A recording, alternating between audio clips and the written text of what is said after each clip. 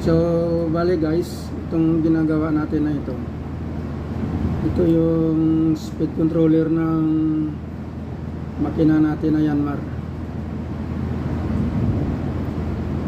Bale ito yung nagko-control ng hangin ng gobernador natin. Kung neutral siya, dead slow, slow,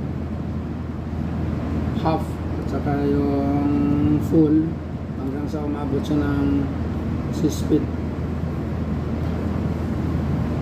So depende sa command kung ano yung command, yun din ang binibigay na hangin nito.